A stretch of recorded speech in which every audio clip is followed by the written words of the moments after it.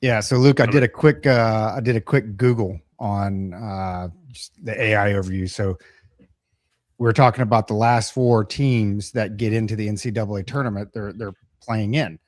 So UMBC is playing Howard right now, and they're both 16 seeds, which makes sense. So you're the two worst teams or the two weakest teams in the tournament. But then NC State plays Texas again. The final two that have to play in, and they're both 11 seeds. So then they should be 16 seeds, you would think. But anyway, so I Googled it and it says two of the first four games feature 11 seeds to determine which of the lowest ranked at-large teams make the 64 team field, balancing competitive fairness with TV ratings. TV ratings. Texas and NC State. That's why. All I heard was TV ratings. Well, that's all. I actually should have just let off with TV ratings and just cut it short right there. Can you believe, Josh, that Roger has not seen Heat? That's shocking, honestly. When did that come out? What year did that movie come out? In the 90s, dude. Bro, yeah. 94 or something. So it came out in 95. So, and you guys will relate to this. There are periods of your life that you miss, like culture-wise, because you were deployed, basic training, school. There are periods, like songs, right? Music. Even today I hear music. I'm like, oh, wow. My kid's like, what are you talking about? That's been out for 15 years, whatever. Oh, sorry. It was the 8-week wonder, and I was in Afghanistan when it came out. And when Heat came out, I was in airborne school going to DLI. So that's why. No, I get that to a point, but then you turn around and you deploy later and you're like, what am I going to do, in the evenings or whenever, you got some downtime. There's always a movie on. Somebody's always throwing a movie. Well, no, because you got to remember, this comes out in 95. So I graduated AIT, went to airborne school, went to DLI. I was obviously too poor to have any kind of cable there. And plus you're in school. And then from there, I went to Korea for 2 years. So I didn't come back to the States until 99. So this was 4 years removed from that movie coming out. You didn't watch any movies in Korea? Fuck no. Dude, I did a lot of drinking. I wish I could go back to the time when I hadn't seen Heat yet. I didn't have cable then either. This is one of these movies, Roger, that is I was thinking about this on the drive home because I wanted to talk about it on this. You know what we should do? We should start a podcast to talk about this stuff. But I was like, it really stands up to the test of time. I mean, you could watch it. It's really good, man. All the actors are good. Well, the actors are good. Robert De Niro, Al Pacino, Mike Mann, Val Kilmer. Yeah, group of high-end professional thieves start to the cast is great. LAPD. You watch it, seriously, watch it, especially the bank robbery scene. The bank robbery scene is one of the most accurate depictions of, one, a gunfight, two, of, basically, retrograding, cover by fire, like everything, magazine changes, like it is all legit. Yeah, I dare you to find something wrong with Val Kilmer's magazine change. Oh. Dude, it was perfect. It's perfect. It's perfect. Joel, it made Joel proud. This is really good. And it's quick. He's looking at all everything's right. Everything. Can't do it. Yeah. Sorry. It's on Hulu and it requires a subscription. So, dude, just rent it. Bro, dude, you can rip that thing from somewhere. You can probably rent it on YouTube. Watch it on YouTube on your computer like Luke does. It's $3.99. Yeah, dude. It'll be the best $3.99 you ever spent. Yeah. And that pisses me off with all the subscriptions that we have. And you guys are the same way. I mean, everything from your Apple TVs to your Netflix to your Hulus to the Amazon. Why is shit still not included with any of the subscriptions that we have? That part's frustrating. Dude, you can buy it for $4.99. Well, this is all engineered. You know how much money I spent. Well, VHS tapes, that was another thing because I was really poor back then. So you wait for the sale or you buy a used one from Blockbuster. Remember that? And you'd have to constantly adjust the tracking. And then we went to the DVD days. And over the years, I have a DVD collection you wouldn't believe. But I don't have a DVD player anymore except for my PlayStation 4. So yeah, they're just and this model is even better than the DVD thing. You know, PS5s are out, right? Yeah, I'm gonna mount a TV in my office right above here, right above these screens right here, and then I'll maybe get a PS5 and get back on the Red Dead. Well, there'll be a PS6 out by then. Probably. How much is a PS5? So $500, isn't it? Dude, That's a lot. I have no idea. I ended up buying I bought, obviously myself and my boy, the Xbox Series X or whatever the new Xbox was when it came out. Dude, I'm telling you, that thing was like $700 or $800. Like, that shit ain't cheap. Yeah, I don't know exactly how much they are, but I know people shoot each other at the mall for them. Oh, they do? Yeah, man. So I'll need to wear my kit. Yeah, you'll need to wear your kit. There you go. Yeah, man. There's robberies and like So everything. if you get the PS5 Slim, which takes the CDs, so you could play your DVDs or whatever, it's $499.99, so $500. Well, If you go up to the high end model, you're at $750. so I talking about money like that. Okay, tell you guys share a little something before we get into the meat of this. So we're looking at having a service come in to mow the lawn and aerate it, from time to time, fertilize it, check on the sprinkler system. A year-round thing. They're doing it like a package, which is smart, and we get the quote. They came out and looked at the yard, trim the bushes, all that stuff. We get the quote, and put it to you this way: it's a low-end car payment per month. Now, how big is your lot? How big of an area are they talking about? Not big. No, I mean, put it to you this way: it's been mowed before. They probably mowed it in 30 minutes. Somebody knows what they're doing, can mow it in 30 minutes and trim it. So you're under like a half an acre as far as actual grass. Oh yeah. Oh, way under. So I'm like, that just seems like a lot. So I reached out to another service and they never got back to me. So I'm like, okay. And I'm like, how hard is it? You just said it yourself, Roger. It's not much grass. So if I buy, a self-propelled mower, they still sell gas mowers at Lowe's and Home Depot for $400 and $500, get a trimmer, or a weed eater, so I can do the trimming.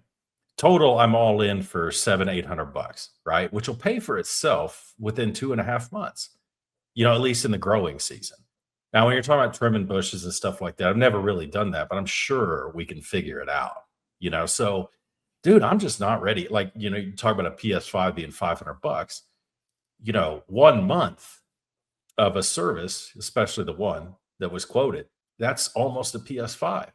And it's like, no, dude, no. I think, I'm still blue collar enough to mow my own tiny yard. It's really not a big yard. Well, no, what they did was as soon as they drove into your neighborhood, they're like, okay, yeah. That's part of markup. Yeah, sure. And Josh, you see in the neighborhood, it's a bunch of old people in these big houses that were built in the 90s, so old people who are, boomers who, are screwed over all the other generations, they have that kind of money. But, and honestly, we could pay it, but it's like once my wife said that's a low grade car payment, I'm like, yeah, I'm going to buy a mower. Come on. You just don't need it that much. Dude, mowers aren't that cheap either. I was looking at some self-propelled ones. You're talking, for low end, $499, higher end, like self-propelled something is about $699. So yeah, you're right. It's not cheap. It's PS5. You got some illegals out there, man. They'll mow it cheaper than that. Yeah, they're getting thinner and thinner around here, man. Dude, our the one ice showing up at his house. I've been telling these guys, like, I have the cheapest as far as what I pay for my landscaper and my pool guy. And now my last landscaper before he died, he was cheap too, but he was legal. This guy here, he's straight illegal. And he's like, hey man, sorry, I couldn't make it over Sunday. They got their own little landscaping text group. So I don't know if y'all saw like all the ice raids going on at Santan Valley and stuff. He's like, bro, I ain't cutting your grass today, man. Like maybe tomorrow. Like, hey, bro, whatever, man. Take a couple days. I just need to make sure you make it. He's like, I can't get there, bro. There's a checkpoint. Like, we're gonna have to wait. And they have their text groups like that. So there's like, yeah, there's no grass being cut today. So if I go 3 or 4 days and I don't hear from them, I need to I text them like, hey, are you still good, man? Or like, what side of the border are you on or whatever. But Yeah, they got their own group, and they well, I take it back. I don't know he's illegal. I assume that You he is. know. Well, does he come But I alone had or does he to- come with the crew? So he comes by himself sometimes. Sometimes he's got somebody with him. Sometimes he's got the nephew with him. Sometimes he's got. Guarantee he's whatever. bringing an illegal. I guarantee. Yeah. It. Like if he's not, he's bringing one because that's how it goes, dude. Yeah. He's helping somebody out. So we had our fence. When we had our fence installed, the guy was like, "Hey, here's my credit card price, and here's my cash price." Right. So there's two different prices. Number one, I was like, whichever, man. Like, what's easier for you? And he looks at me, and his two guys are like way away from us, and he was like, "Can we do cash so I can pay my guys?" And I was like, "Yeah, dude, not a problem. Whatever." Cash is The king, guy man. just straight illegal. The So guy who that owns did our Zelle? Like Zelle, Who? the payment, Zelle, like the payment, like Venmo, Zelle. Like who owns Zelle? Because that's what I have to pay by. And I do that through my bank, but I know my bank. I don't think my bank owns. USAA doesn't own Zelle, do they? I don't know. I'm looking it up. Yeah. So he either he'll take cash, but Zelle is the other option. I always pay through Zelle, but that's through the bank, which I mean I'm fine with. I just figured if he was straight illegal, I mean I guess illegals have bank accounts too. I mean, they got driver's licenses, CDLs. Like, He's like, hey, if you apparently, can go down to this Hawala and drop off your $95. yeah, Yeah. exactly. Yeah, you go drop So- the Hawala at Apache Junction. So it's owned and operated by Early Warning Services LLC, a private fintech company jointly owned by Bank of America, Capital One, Chase, PNC, Truist, U.S. Bank, and Wells Fargo. Oh, so he's yeah, legal. He's it's I don't know. Jury's Cash is out. king. Cash is king. So when we had our guy do the floor, he's legal. But it was real close to Christmas. It was like December 21st or something like that when he finished up. And I asked him, and he didn't want to tell me cash, but that's what he wanted because, dude, I mean, there's no bank transaction with that. That is cash. That is cash. Cash is king. That's the best. That's the best way to get paid if you're in a labor business, in my opinion. Well, yeah, 100%. I mean, for a lot of reasons, whether you're, especially, if you're trying to pay folks who aren't here legally, but just from a tax standpoint, yeah, 100%. Pay me in cash all day long. so Because you pay me $100, I'm claiming 80. So, and yeah, hell yeah. I was thinking also with this guy that gave me the quote for the full service yard stuff, and I guarantee this already exists because we talked about it on the podcast. If we come up with a great idea, it's almost guaranteed someone else has thought of it first. But an app, right? An app for lawn service. You register your company with this app. The hardest part would be to get the customers to download the app, right? Yep. Or the app could interface with a web page or something like that. And you pay through that. You request service through that. You can change service through that. You can start, cancel, whatever. There's got to be an app like a yard service app. I don't know of one. But you're right, though, because I mean, there's apps. Rover is a dog walking app, right? what I Where was you can thinking. go on there and you can find people to, come walk your dog. You can pay them through Rover, like hold on yards.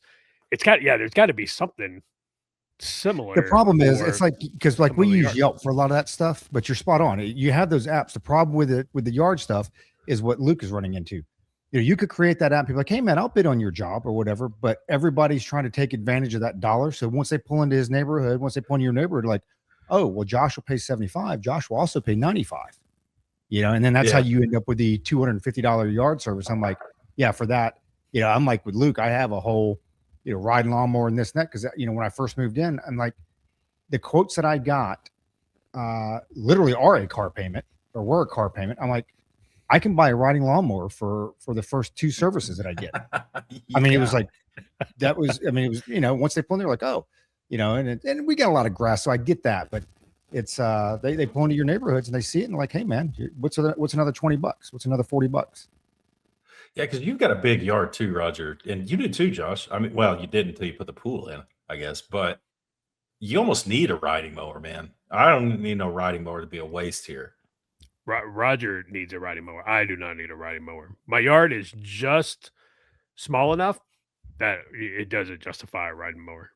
Now it's small enough though, but before you get the pool, man, that was pretty good. That's right at the cusp of like, this kind of sucks in July. Nah, dude. But I could still mow the yard, like mowing, not trimming or anything else like that. I could mow the yard in about an hour and a half with the push mower. Do you still mow, or do you have somebody do it? You might already said. Nah, dude, I've been mowing it. The kids did it for a while, but they're busy and up and out and doing things, and now and then we had there was a group of middle school boys who came around the neighborhood. They called themselves the Lawn Rangers, and they were like, hey, and it would do $50 a month. They would come around, mow and trim. Wow. I was like, all day long, dude. $50? Are you kidding me? All day long. Here's $50. And they were like, their dad, was driving them around and they were hitting houses and stuff like that. And they were like, yeah, their dad came up and told you they're putting money toward, college and, stuff like that. And I was like, that's easy day, right? It's going, kids want to work. They're working. Like, I got no problem with that. And then they just stopped showing up. What kind of mower do you have? I've got it's a little Honda push mower with a bag on it. It's it had the self-propel option, the little bar, up at the handle, but it stopped working after like How long have you had it? two summers. Not that long, dude. I've only had it for probably That's like surprising. 4 or 5 years.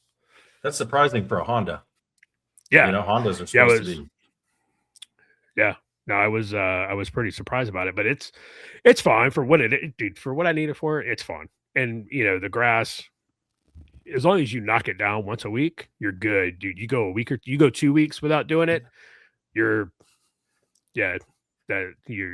going, especially in our backyard, right? So our front yard's all centipede. I hate centipede grass. It's garbage, but it doesn't grow that fast. Our backyard is all Bermuda celebration. Bro, that stuff is thick and it grows quick. Yeah. And you can't scalp it, or if you scalp it, you'll kill it. Especially as hot as it gets here, you'll kill it. So you really got to stay on top of that. And you got to bag it because there's so much, it's so thick, and then trying to keep it all from getting in the pool and blowing in the pool and stuff. It's a pain in the butt, and I know I'm complaining about how heavy my bag of gold is right now. Trying to keep grass puppies out of the pool. It was some bullshit though, because like when I was young, my dad had a self-propelled lawnmower and it was called Meat. Right. So something happened between like when I had kids, my kids were younger. I'm like, oh man, that's why I bought the riding lawnmower and when I bought the works. Actually, I remember Josh, I bought my weed eater off of you. Like, oh, you need to go get this one, this and that. So I bought all that stuff. I came in, my kids are going to help with the yard. And I tell you what, man, the first time I let my boy cut the yard, he was edging. And I'm telling you, we had Stevie Wonder out there edging my yard because there wasn't a damn straight line. And I don't know if he did it intentionally, but there wasn't a straight line on that. I'm like, all you gotta do is follow the sidewalk, brother. And when it comes to stuff like that, maybe it's just it's part of us, but it's I can't handle that. Like my OCD is like, no, I'll do it myself. But yeah, this new guy I say new, I think I've had him for a couple of years now. Dude, I pay $75 for him to take care of my yard. You better buy that dude a gym membership. Don't let him die when you like your last one. It's funny because every time he comes, I take bottles of cold water out there. I take gift certificates, all that stuff. Oh, that's funny. Yeah. It's one of those. I have a love-hate relationship with mowing my yard because it's hot, man. Especially you're end of July, August here. You're mowing. It's brutal. It's hot. It's hot. It's hot where you guys live too during that time. But I will say, man, the yard looks really good once you're done with it. You get all the, trimming done and stuff. I have a manual edger for the driveway. Like one of those, it's got the little rowels on the end of it. And you're out there, pushing it. It's I got one of those because my weed eater, and Roger, I don't know if you ever got one, but mine's a Works, WORX. It's electric. And you can buy you get like however many spools of string that's already strung for like $15. And when your little spool runs out of string, you just pop the new spool on there. You don't have to sit there and try and restring it like you did the old school trimmers, which was a massive pain in the butt. Just a massive pain in the butt. Dude, I did the subscription for those things. After you told, I went out and bought Yeah. the one you told me, and it was like, I forget what I paid. I think back then it was like $10.99. Yeah. I'm like, $10.99. They're gonna mail me 4 or 5. Done. Dude, that thing is money, man. And the battery lasts like I charge it maybe once every 3 or 4 times that I trim the yard. And there's something to be said for gas lawnmowers. I don't know that you can ever get on board with an electric lawnmower, but dude, it's a small yard, and for what I need it for, that little electric trimmer, I don't have to worry about, okay, well, I need to go get fuel. Now I need to go get 2-cycle engine oil. Now I got to mix, fuel and one part, so all that nonsense. Like I don't have to have separate gas cans, right, for stuff. It's just all, so I'm a big fan of it. I like it. I do like, my father-in-law just moved down pretty close to us. He's like 10 minutes away from us now, but his apartment complex, like, he doesn't have to worry about all this stuff anymore. So he was getting rid of a bunch of his yards, all his yard stuff. He was like, I don't have to do upkeep anymore. And I'm kind of looking forward to that. Like, when I get older, right? If I live that long, move it into a place where it's like, I don't have to do maintenance. Dude, anymore. we've been watching these commercials on Fox. Of course, I watch my daily dose of propaganda in the evenings, and now they're showing these retirement community places like in Florida and stuff. Yeah. My wife and I one night caught ourselves kind of like, oh, that looks kind of nice. Because it's like 55 and up or something like that. Yeah. They make it look super nice. I'm sure there's different levels and all that stuff, but I'm like, other than having to live around all those people, it may not be that bad. It all comes down to what you want. I mean, it would be super nice. We've talked about it. We've gone back and forth. It'd be super nice to have 20 acres somewhere, that you can't see your neighbor and stuff like that. And then you start to think about it. And, my parents are kind of in that situation to where it's like, yeah, you got this big place. It's 30 acres. 10 of that is cleared. And yeah, you've got all your fruit trees and blueberry bushes and all this stuff. And it's like you spend 2 days a week during the summer on a tractor mowing grass or bush hogging, 5 acres. Maintenance. Yeah, it's all the maintenance that comes with that. And it's like, man, when I get that age, I don't want to be doing all that stuff. I would, honestly, we lean more and more toward, finding, a small place like a townhome, a condo, like something, small, dude, and just spending our time traveling and, doing stuff. Just, because it comes to maintenance and the upkeep on all that stuff, that big, a big place like that, it just doesn't sound appealing to me. I want to maximize, what little time I have, going and doing the things I want to do, and mowing, 5 acres of grass. That ain't on my list. That was one of the houses we looked at coming here. It had 5 acres, just 5. But a lot of that acreage, 2.5 or 3 acres of it was mesquite. They raised horses and cattle out there. Not a lot, but man, like mowing is one thing. Getting yourself a nice mower. On a Sunday, you do the big old, full acre front yard. I could do that into my, late 60s, I'm sure. But clearing brush in mesquite, no, dude, that stuff's gnarly. Oh, and then is there a fire hazard, and whatever. Yeah, I'm with you guys. It's just, different, I think I've mentioned this before. We'd always dreamed kind of like retiring in New Mexico, up near Angel Fire or, somewhere in there, the Eagle Nest or something. And then we realized, oh, geez, the nearest, and I think it's just a trauma 2 hospital is in Albuquerque. And that's like a 2-hour drive away. So, the nearest decent hospital is in Towson. When I say decent, I'm saying that's rock bottom, dude. And You know, it's It's man, you it's a got to think about that. shitty You walk-in got clinic. yeah, you got to think about that. You know, Yeah. when you're talking about retirement, you're obviously going to be, you know, you're gonna have to see the doctor more. So it's like, well, that's kind of out. You know, Yeah. living there. You know, but yeah, it is what it is.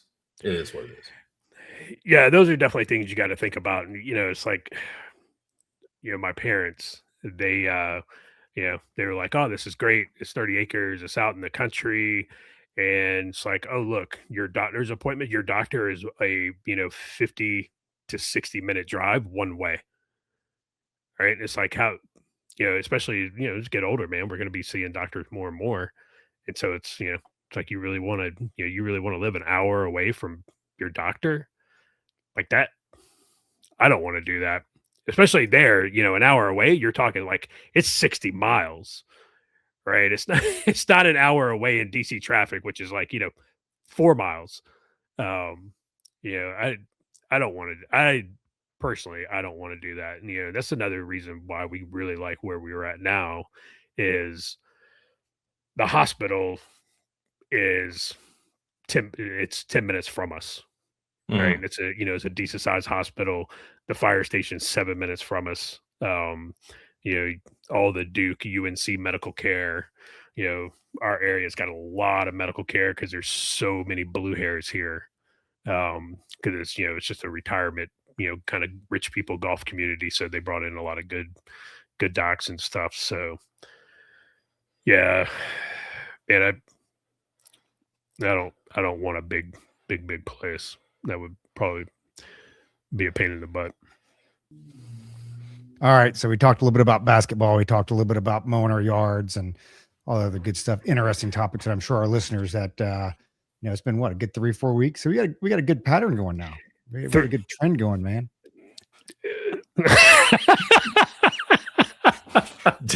I was waiting for the part of the podcast where Luke's like, really sorry, we've been busy. We're gonna record more. We're gonna get more episodes the out. end. Okay. Oh yeah. Well, yeah. Luke will tell you that at the end, and I'm gonna just tell you right now, it's all bullshit. It's all bullshit. I know when I said April last time, I was joking, and I was like, man, we might actually be running into April. But so a lot of stuff has happened. So I think we should jump into like the most recent stuff. You look at Iran, man. Well, actually, Iran and then now possibly Cuba, right? I mean, granted, we're not like bombing the shit out of Cuba, but I'll kick it over to Luke. I mean, Iran, what do you think? Well, let's do like for or against what we're doing in Iran right now. And I'll put it right out there right now. I'm for it for a number of reasons. We're all And three a lot for of it. okay, well, You're not retarded. but a lot of people aren't. A lot of people aren't for it, and a lot of veterans, obviously, if you follow, oh God, dude, Facebook, by the way, is becoming just unbearable. I can't even get on it anymore. It's awful.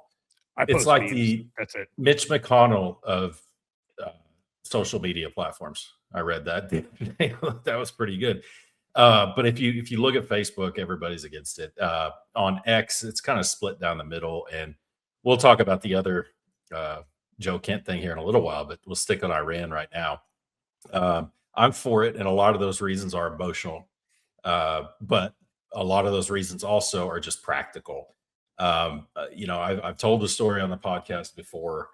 I was in Bosnia, and when we kicked off in Iraq, and we were doing a pretty high-level investigation with the Iceman, and one of my sources was an Iranian dissident working for UNHCR at the time. This was 2003, so it's 23 years ago. Is that right? Oh my God, dude, we're getting old.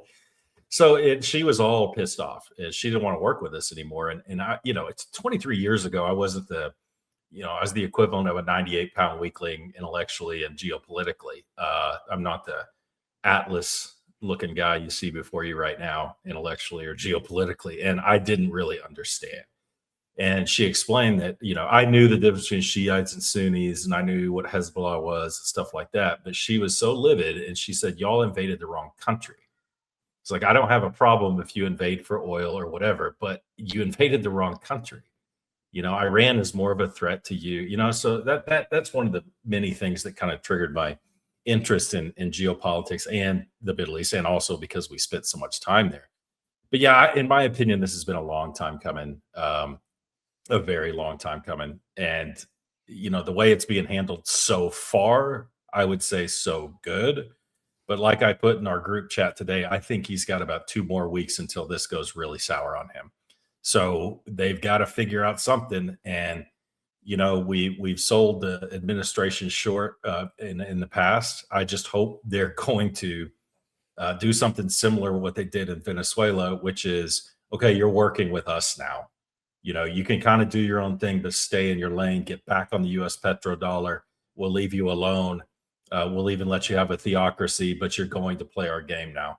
I'm hoping they go that way, but and I'm sure maybe that's the way they thought it was going to go, but that may be a little bit tougher than the Venezuela thing, because again, this if you just go time wise, this regime has been entrenched since 1979, since I was 6 years old. So they've had a little bit more time than Venezuela has, than Venezuela did have, to establish, their security apparatus, their leadership apparatus, so on and so forth. But okay, so, again, I won't go into the emotional. I'll let kind of Josh touch on that, because I'm sure we feel the same. But I'll kick it to you, Josh. What are your thoughts? I know you're for, but why? A lot of the same reasons that that you are.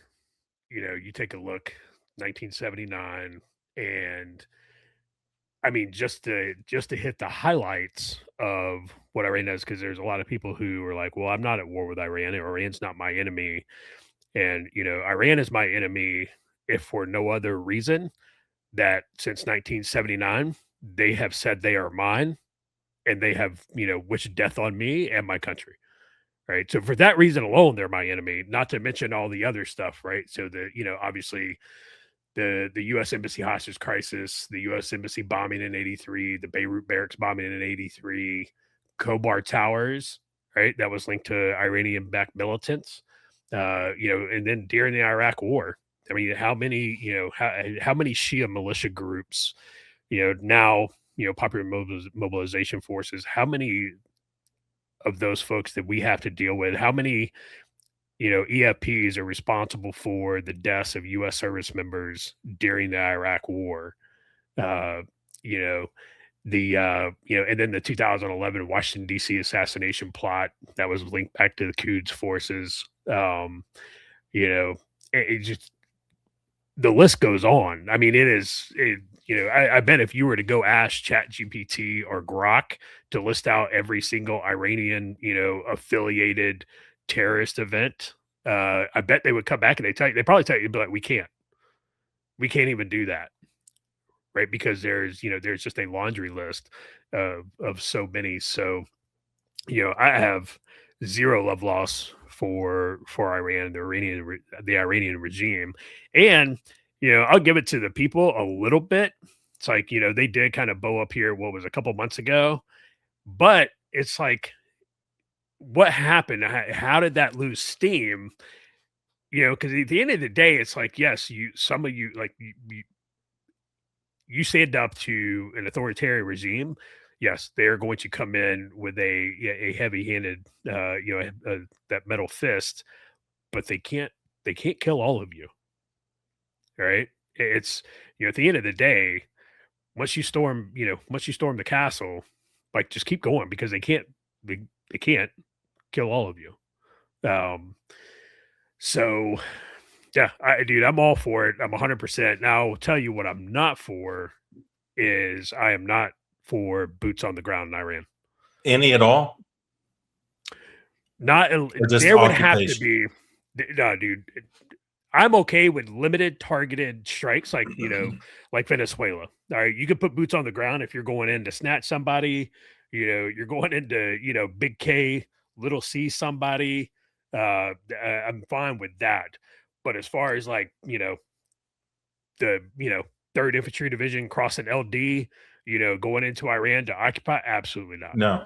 What about this? Absolutely. Let me just ask you this. First of all, good point with the uprising, right? And to me, that's a really bad sign that not a month ago, they were really, they were going at it. Of course, a lot of them got killed, up to, depending on what you look at, 10 to 40,000 people killed. That's a lot. Yeah.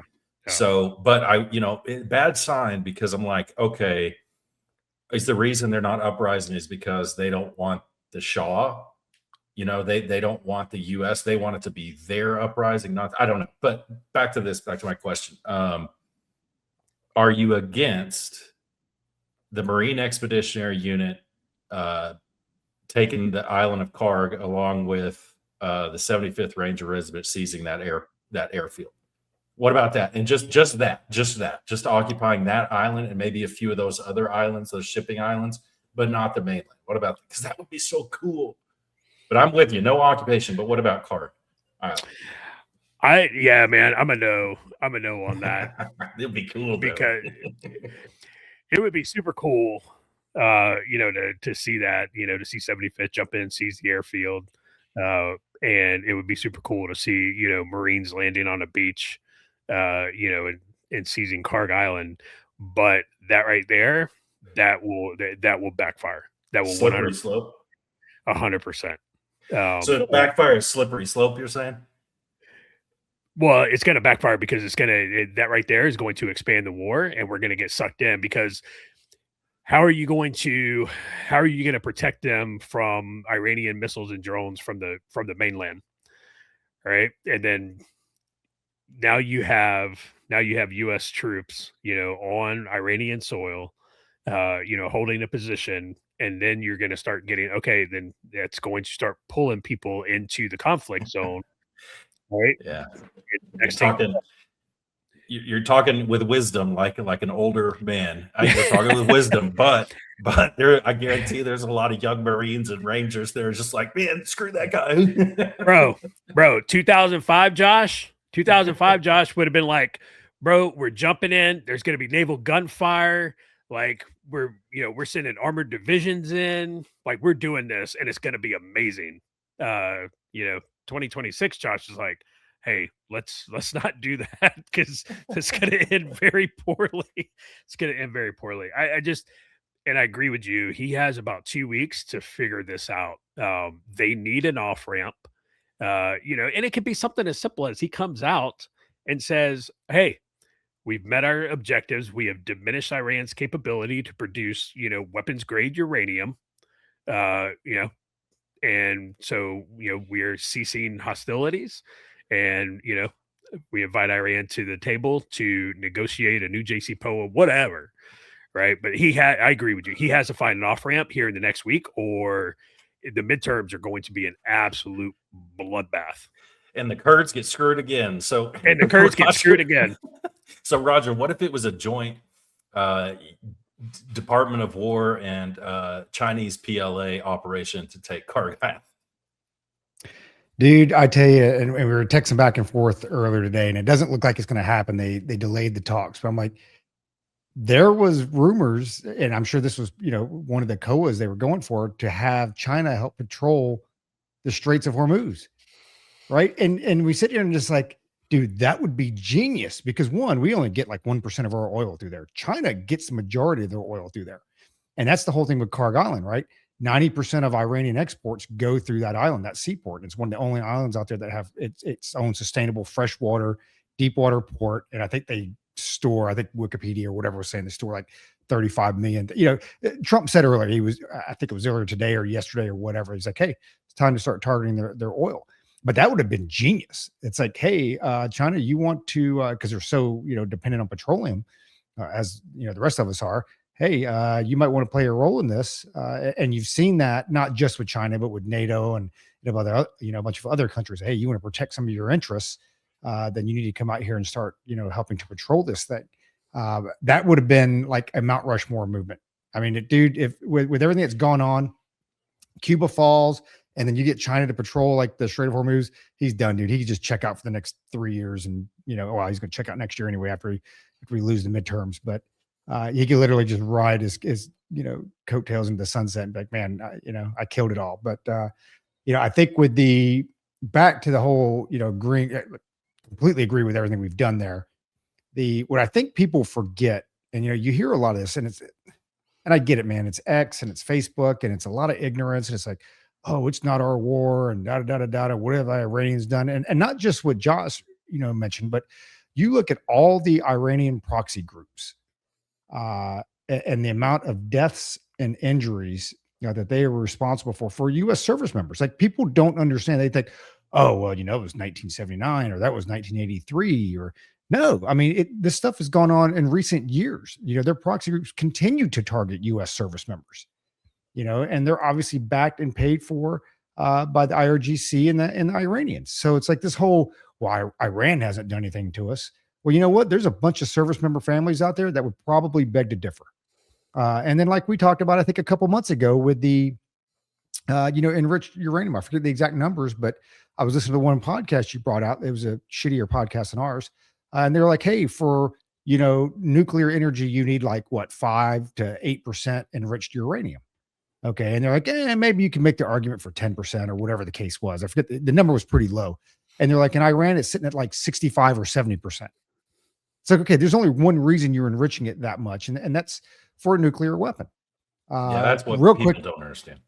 Yeah, no, and I didn't either until, I mean, you turned me on to that shitty podcast and they broke the numbers down, and I was like, oh wow, that's stuff that doesn't get publicized out there a lot, right? Like, they were a lot closer than what people think, because you say enriched uranium, what does that mean? Is that 10%, 20, 30? I didn't realize it was so low for energy grade uranium, but I do take some when you talk about the uprising.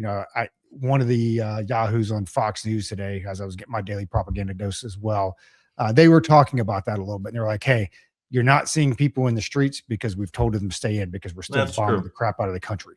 So, I think you take back, there's a little bit of both, right? There's estimates between 10 and 40,000 people killed by the previous Iranian regime, as well as the bombings continuing on.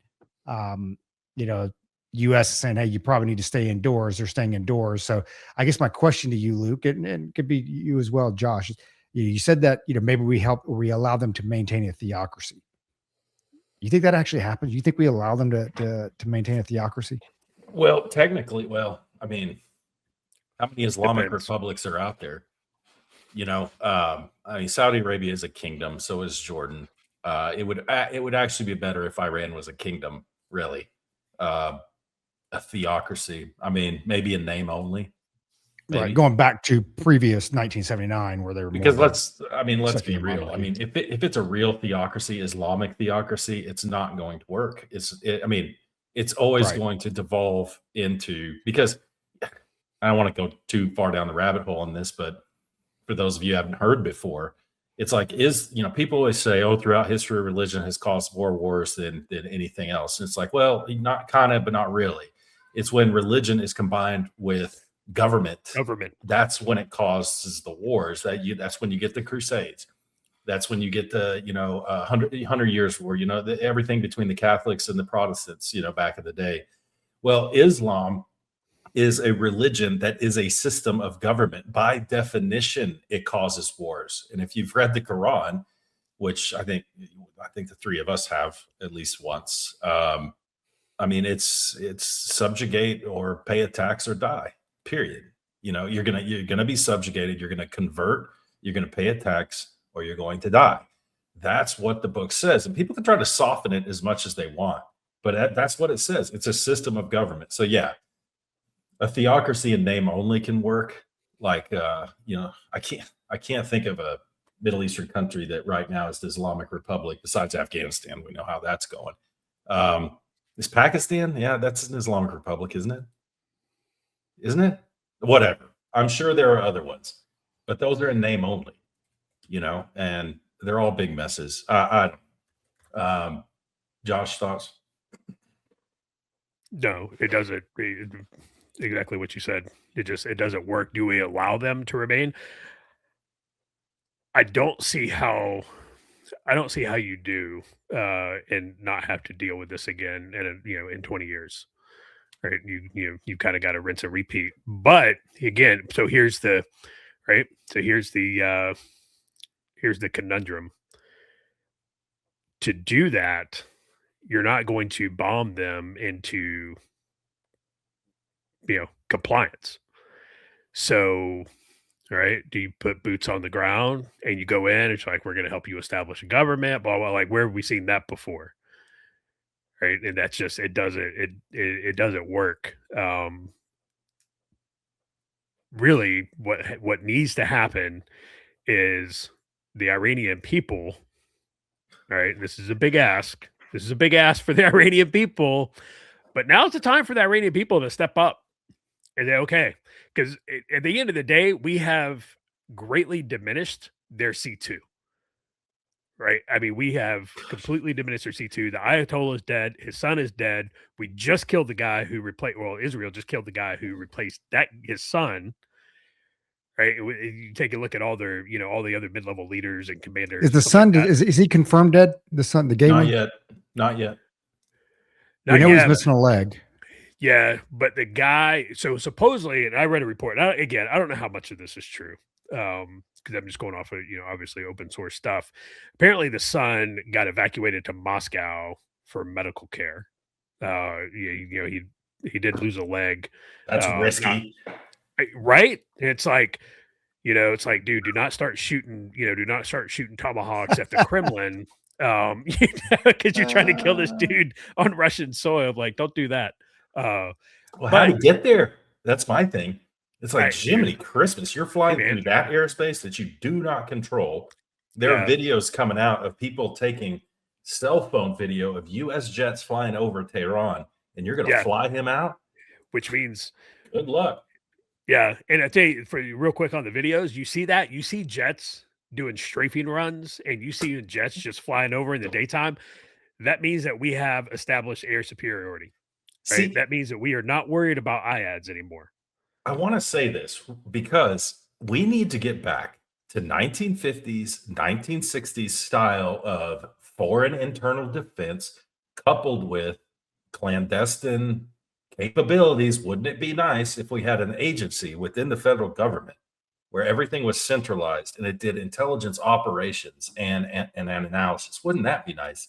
Wow, that's crazy. And they would coordinate with, the U.S. Special Forces, not special missions. Although special missions would have a role, but special forces in foreign internal defense to train the indige who we want to be in control. Dude, we lost that capability in the 70s.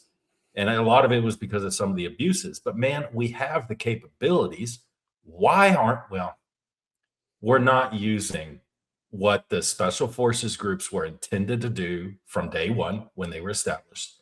And the Central Intelligence Agency, this is their freaking job, dude. This is their job, is to have the next regime ready to take over.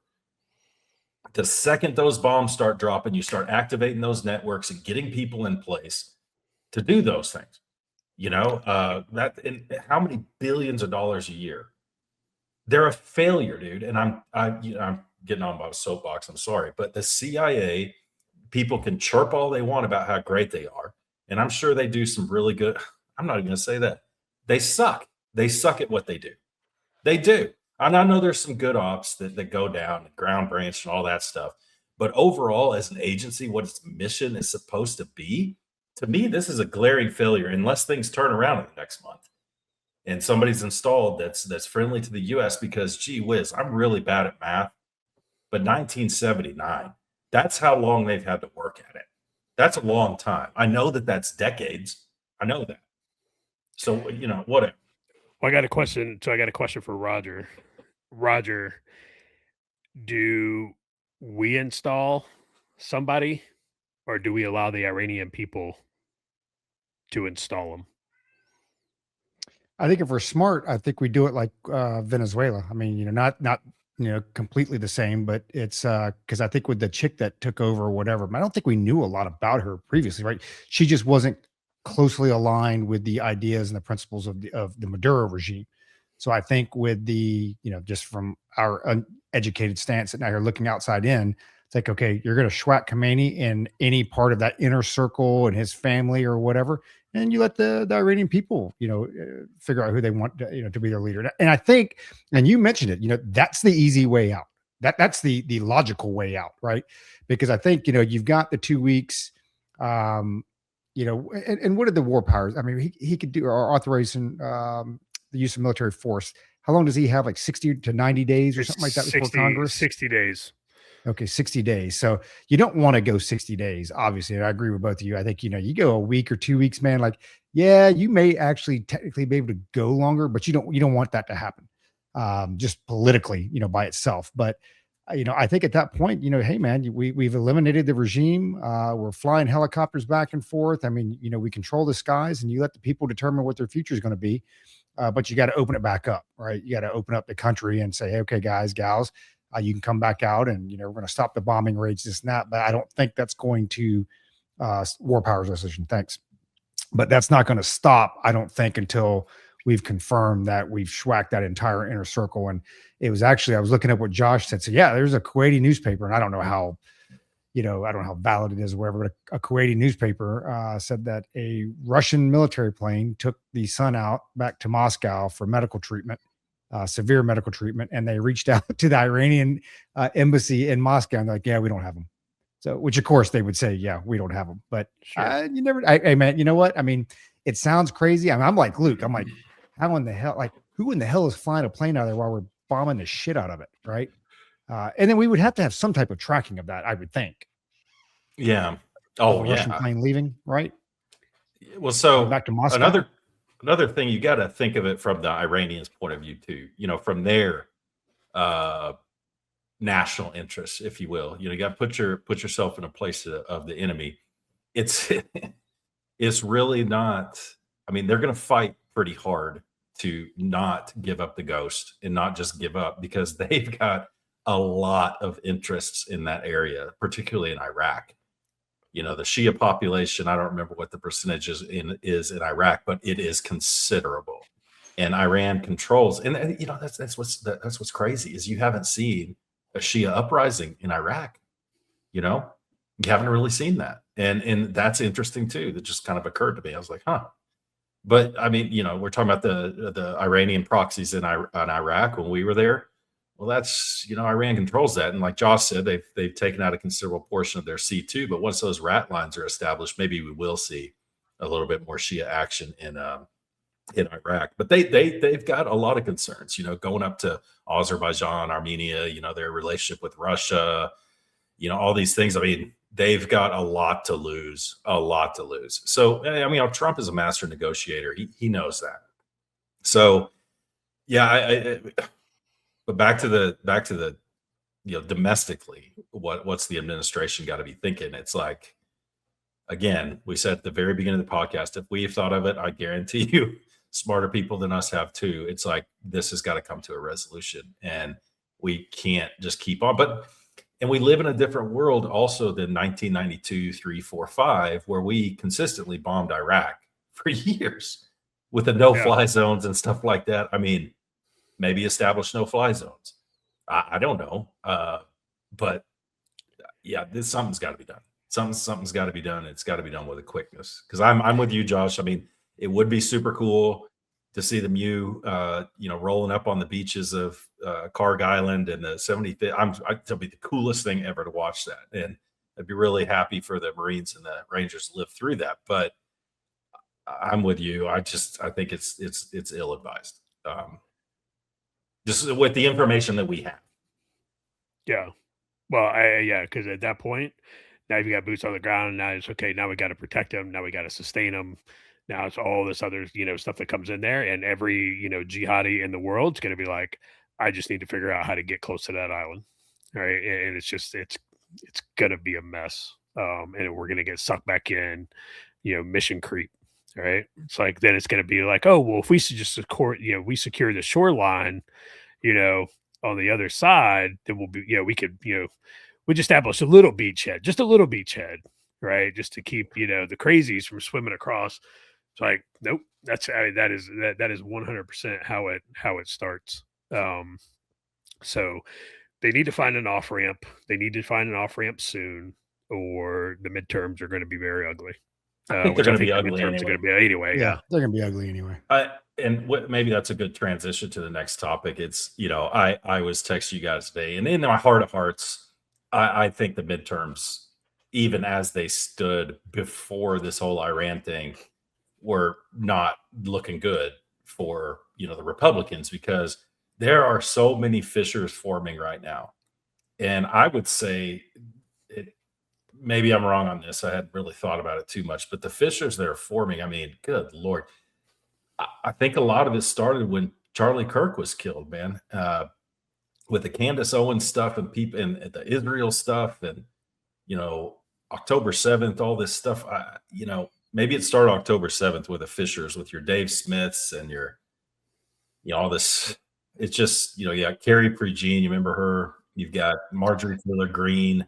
You've got all these people are just, getting pretty rabid about this stuff. And all that does is form a wedge, which Republicans are just so good at doing, is dividing the base, and maybe I'm stuck in the social media world. Maybe I need to get out more, but I see the base really divided right now. And even I'm just kind of losing interest. It's like, what is going on?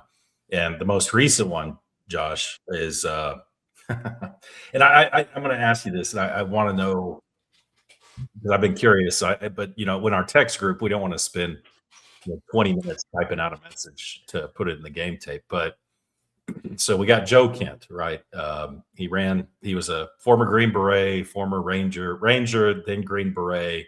Then he went to the Special Missions units, where he met his wife. What was her name? Shannon Kent. She was over in Syria doing some ops. I don't know if she and Sean were there, or sorry, Joe were there at the same time, Joe Kent, but she was killed by a suicide bomber, and Josh Kent, or whatever, it happened. So he's a Gold Star husband. He's since remarried to basically a Democrat activist. And 100%. But he was over in Syria as well at some point, and fighting it out with ISIS, as we all were.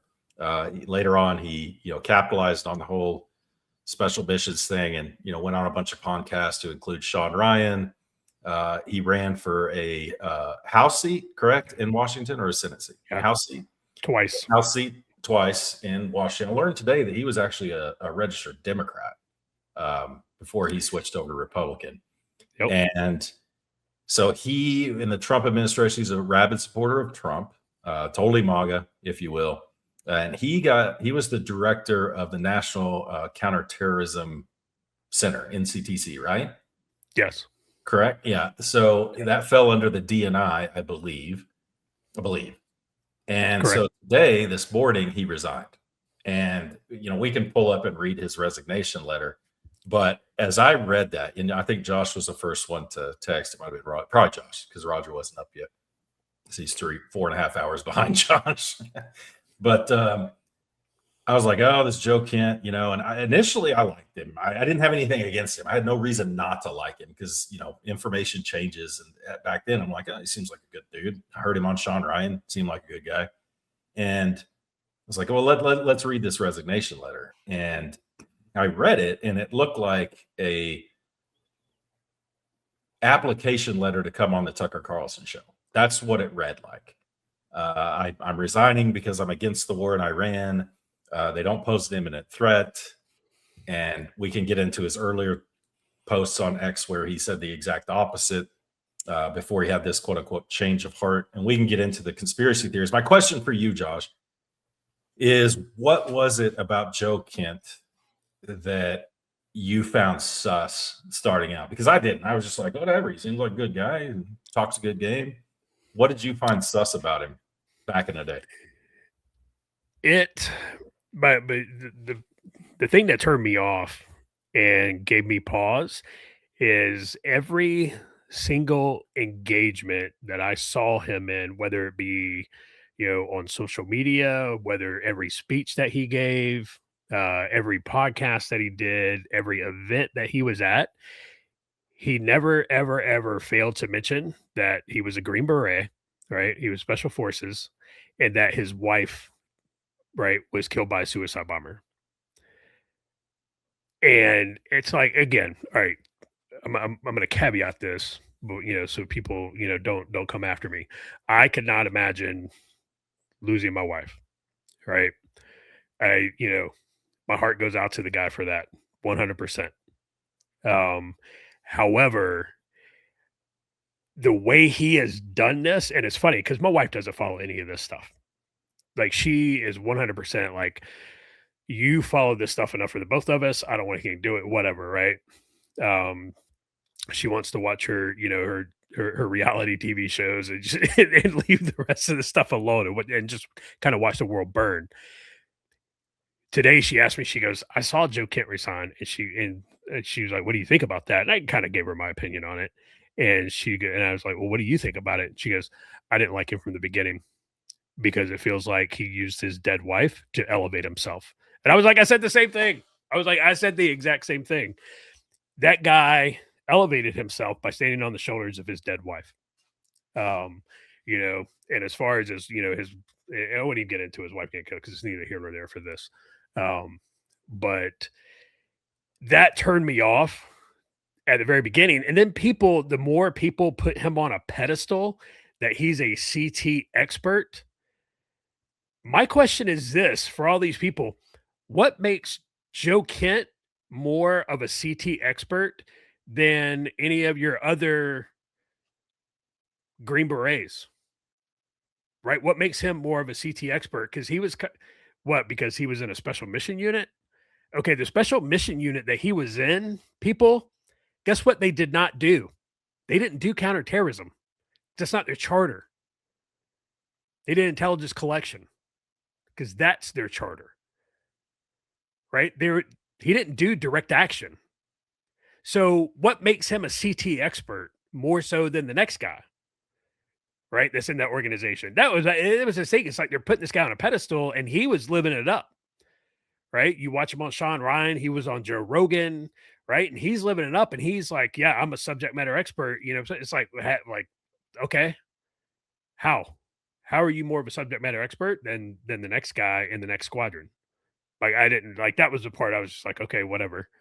And so I was always lukewarm on him. Well, not even really lukewarm. I was just like, whatever. I'm not a fan. And, then he ran twice. Trump endorsed him, but he's running in Washington State, right? It's like, okay, you're going to have a very hard time winning as a Republican in Washington State with Trump backing you.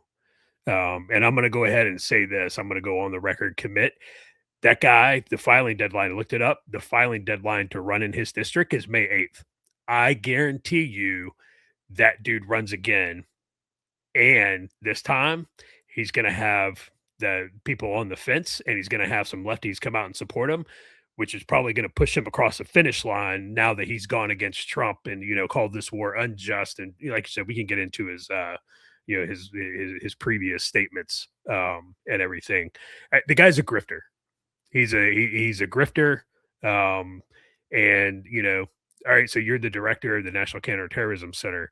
We had 4 terrorist attacks the week before. Where were you at on that one, Joe? We had the brother of a Hezbollah commander in the United States. Where were you at on that one? And if you felt so strong about it, and I'm not done with this, we need to come back another round because we're going to break down his silly ass resignation letter. So yeah, I'll leave that for when we come back around. Throw it over to Roger and get his take. Tell Josh getting fired up. No, you know what? I think, and it's not even because I was much like Luke. I didn't really follow him that close. I mean, it looks like everything that's come out now, and I forget which one of you texted this morning, but they're like, yeah, guess what? This guy was the source of a lot of leaks. And apparently, they wanted Tulsi Gabbard to fire him, a while ago, and that never happened. And with the Iran info, I guess he wasn't privy to anything. They'd already cut him out from everything that I've read and everything, so the writing was on the wall. So I think there's, a lot of things come together. He sees the writing on the wall. Hey, they want me fired. I'm getting cut out of all these briefings. You've got some failures, obviously at the director level, not qualified, and he's got other aspirations, and then you've got, the Gold Star thing. It reminds me a lot of, Mark Kelly with his wife, who was shot. I mean, she lived, but she was shot down in Tucson. And so, and that's part it's always sour, right? It's always hey, dude, why are you running on your wife's coattails? Stand on your own merit. I mean, God bless the dude for the wife and, passing away like that or being murdered. I wouldn't wish that on anybody, but like, get over it. It's the grifting that bothers you. because 100%. it's every single, and then along with that, I think one of you guys also posted, get ready for all the off-code experts, talking about, well, I don't want to jump around too much. Tucker Carlson, it's like you got all these experts. It reminds me of like the Strait of Hormuz thing. Like the Trump administration didn't plan for this. I'm pretty sure every administration has war gamed this since 1979. Guarantee it. The one guy, CP, that we've, was involved in the dust up on X, he brought it up as well. He's like, hey, one thing the U.S. military is good at is wargaming. We wargame every single scenario, but it just goes back to everybody's an expert, right? And to Josh's point, it's like, okay, so what makes you an expert? I mean, maybe he's more of an expert than I am or whatever, but I don't think so. It just goes back to, they also have the loudest voice, it seems. Everything I've seen on X and the Facebooks, they're giving the loudest voices. And it's like, hey, man, what makes you qualified for this? But I think a lot of that stuff is just timing, right? He knows he's on the way out. Trump is very polarizing. Iran's very polarizing. You mix them together. He's trying to run in Washington, and he can run as the, I don't know what the hell he is now, the conservative / Democrat or whatever the hell he wants to be, but, can pull those anti-Trump votes up in Washington. And you know what? I wouldn't be surprised. I mean, you guys called it on the, what shows he going on? He's going on Tucker and, whatever other show he's going to go on. But, it's, dude, you see through this stuff. You hope the majority of the population sees through it. And I'm not confident they do.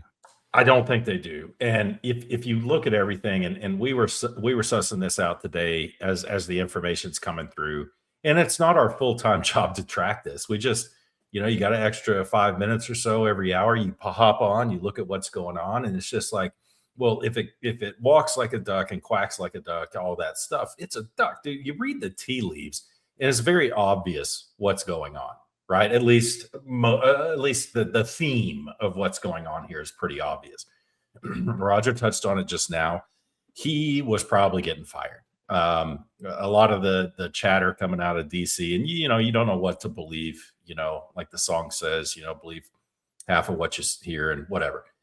But it looks like the Gabbard was told to let him go, and she hadn't let him go yet. He's probably the source of a couple of leaks. This probably has a Tucker Carlson nexus with everything going on there. And again, Josh, maybe I think you were following that more than I was, and I just didn't have which I had resolved this morning to start getting caught up on the Tucker Carlson's counterintelligence thing with Iran.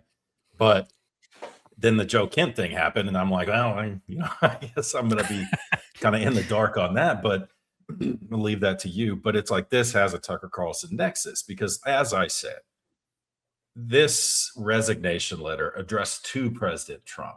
It's like, okay, I know Trump's the one that appointed him and everything, but it's like, this reads like totally, he knew this was going to happen. He crafted this. Let's read a couple parts that I really have a problem with. First of all, it's addressed to President Trump. We won't read the whole thing. But can't in good conscience support the ongoing war in Iran. Iran posed no imminent threat to our nation. And it's clear that we started this war due to the pressure from Israel and its powerful American lobby. And it's like, okay, there's the Israel thing. There's the Marjorie Taylor Greene.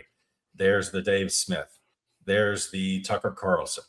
Israel controls the government and their lobbies. He says, this is hilarious. I support the values and the foreign policies that you campaigned on in 2016, 2020, 2024, and you enacted in your first term. Well, Josh, let me ask you this. Well, I won't ask you. I'm just going to put this out there as a hypothetical, or not hypothetical. What do they call that? Rhetorical, right? 2016, when he came in, I was in Iraq, really close to Syria at the time he came in 2017. And let me tell you something. Hell rained down on ISIS. Hell rained down on January 21st. That's what he campaigned on. That's what he did, right? Now, just keep that in the back of your head. Man, we crushed them. In Tabqa, all that stuff, man, bro, it was brutal. So I'm going to scroll down a little bit. Early in this administration, high-ranking Israeli officials and influential Israel is mentioned in this article probably as many times, or this resignation letter, probably as many times as Iran. I'm going to scroll 100%. Down here. This echo chamber was used to deceive you into believing that Iran posed an imminent threat.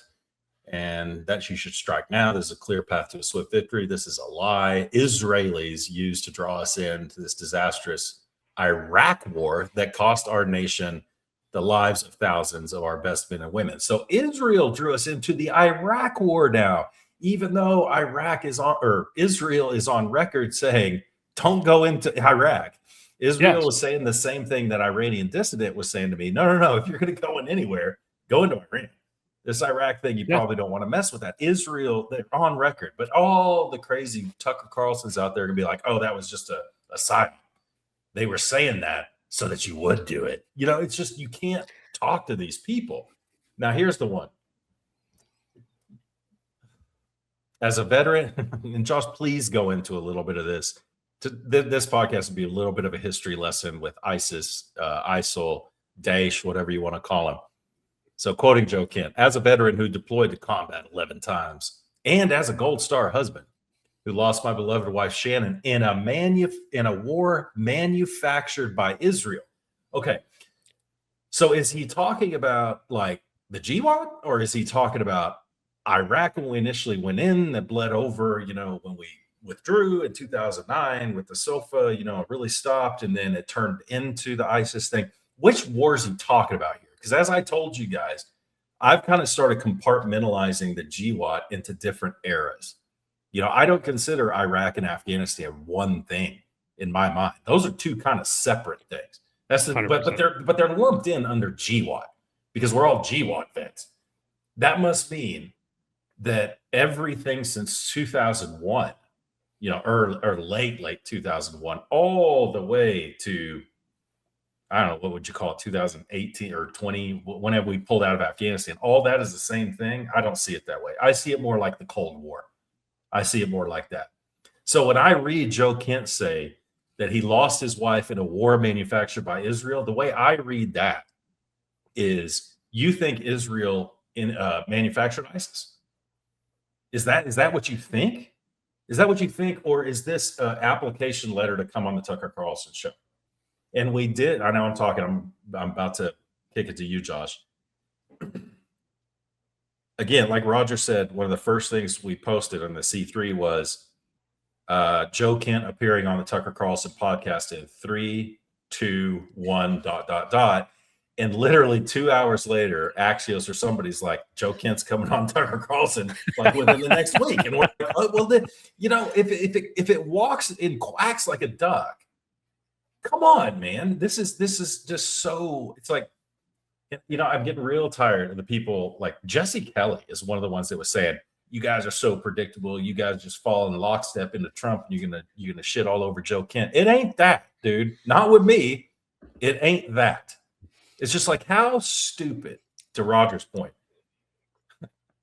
the majority of the population isn't following things the way we are, which I think they should be. We don't have these revelations because we're so smart.